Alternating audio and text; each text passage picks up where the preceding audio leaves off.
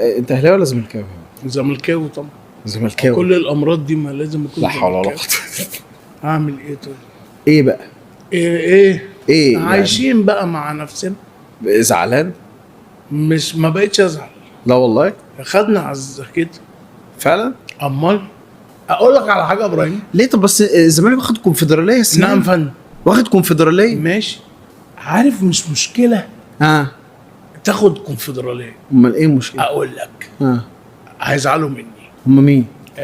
الزملكاويه. ماشي، ما انت زملكاوي. ما انا هقول لك الناس الزملكاويه بيبقوا قاعدين والاهلاويه قاعدين والماتش شغال والاهلي خسران 2-0 عندهم قناعه تامه ان الاهلي هيكسب وبيكسب.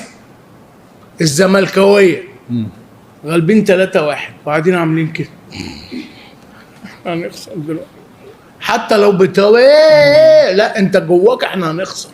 ده الفرق. امال ده الفرق بين الزمالك والاهلي.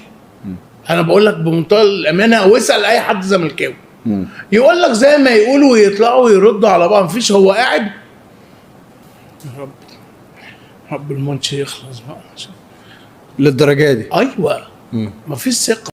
انت شايف ايه يا ابراهيم؟ ما انت شايف ايه يا ابراهيم؟ مش حاجه. انت فجاه 60,000 خساره. حرام. جمهور الزمالك ما يستاهلش كده. ايوه بس ده على صعيد ايه برضو؟ ما هو انت بتتكلم انه الموسم ده كان موسم صعب جدا. بس انا بتكلم عن كل المواسم. انت بتتكلم على مجمل اعماله. طب الزمالك هيعمل ايه في السوبر الافريقي؟ ايه هيعمل ايه في السوبر الافريقي قدام الاهلي يوم 27؟ المنظر اللي انا شايفه ده ده حاجه جميله. حاجه صعبه. طبعا تقعد تسقف مع زمايلك الاهلاويه. قلقان؟ مش قلقان. انت بتكسب برحمه ربنا. انت محبط قوي ليه كده؟ مش محبط. مش عايز اتكلم. انا ما بفهمش قوي في الكوره. ماشي بس معلش انا اسف. يعني احنا نبص كده للمنافس بتاعك هينزل 11 بني ادم. انت ايه رايك؟ احنا في ايه رايك؟ جاب صفقات تقيله بصراحه. طيب حضرتك اعمل ايه طيب؟ ما انا مش عايز اتكلم على الاسامي. ما اعمل ايه طيب؟ خلاص ما فيش.